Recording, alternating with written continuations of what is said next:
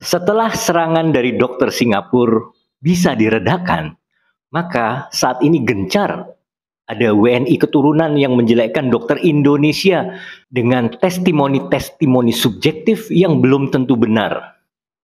Kiki Syahputri mengatakan dokter Singapura ketawa saat memeriksa mertuanya karena katanya tidak ada diagnosa stroke telinga yang dikatakan oleh dokter Indonesia. Stroke telinga atau ear stroke adalah istilah awam atau populer untuk diagnosa sudden sensory neural hearing loss atau SSHL. Jadi diagnosa ini benar ada dan bisa diakibatkan oleh transient ischemic attack yang biasanya akan pulih atau recovery dalam waktu 1-2 hari. Kemungkinan mertua Kiki ini kan berobat ke THT di Indonesia memang mengalami tuli konduksi yang bisa diakibatkan salah satunya karena flu. Dan dokter THT itu udah bener melakukan irigasi pada telinga yang katanya disuntikkan cairan pada telinga kan. Ini sudah benar. Kalau tuli konduksinya dikatakan makin parah, memang bisa saja karena fase downtime dan perjalanan penyakit. Saya tidak tahu apakah sudah dilakukan pemeriksaan audiometri lengkap.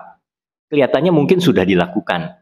Kalaupun ada kemungkinan diagnosa tuli sensori neural mendadak atau stroke telinga karena gangguan aliran darah atau transient ischemic attack, maka dalam waktu 1-2 hari bisa sembuh sendiri juga. Jadi justru dokter THT di Indonesia itu lebih komprehensif melakukan pemeriksaan. Dan kebetulan saat berobat di Singapura, fase downtime-nya sudah pulih. Jadi seolah-olah dikasih Panadol flu aja, pendengaran pasien udah pulih kembali. Begitu ya kira-kira. Jadi mentertawakan diagnosa ear stroke atau stroke telinga itu ya nggak bener. Karena kemungkinan itu memang bisa terjadi. Teman-teman sekalian, kita jangan silau terhadap dokter asing. Kita tidak bisa saling menyerang berdasarkan testimoni saja. Saya punya pengalaman loh, ada pasien saya berobat ke Malaysia. GERD, diagnosanya adalah GERD ya. Tapi datang ke saya tidak sembuh-sembuh katanya. Lalu saya lihat resepnya dari dokter Malaysia tersebut diberikan lansoprazol, sirup sucralfat, metoclopramid, dan asam mefenamat. Nah, lansoprazol, sucralfat, dan metoclopramid itu sudah betul. Tapi saya heran juga kenapa kok ada tambahan asam mefenamat. Karena kata pasiennya itu obat buat nyeri. Nah, inilah yang membuat masalah pencernaannya tidak kunjung sembuh. Karena asam mefenamat bersifat iritatif terhadap lambung.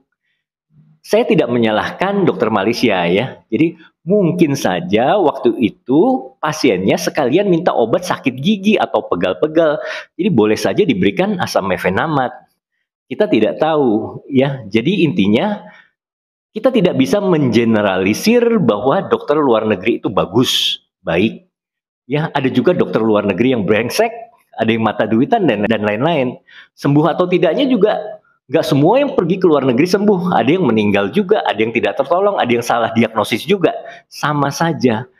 Di Indonesia juga begitu. Ada rumah sakit yang bagus, ada mungkin yang rumah sakit kualitasnya kurang bagus. Di Malaysia pun sama, ada yang bagus, ada yang tidak. Di Singapura juga sama, dokternya ada yang brengsek, ada yang baik. Begitu. Jadi sekali lagi saya katakan serangan-serangan terhadap dokter Indonesia ini adalah sebuah senjata untuk memuluskan masuknya industri kesehatan asing dengan regulasi yang tidak benar. Semoga kita semua paham. Jangan sampai salah fokus membela orang-orang kaya yang ingin mendapat layanan spesial di bidang kesehatan.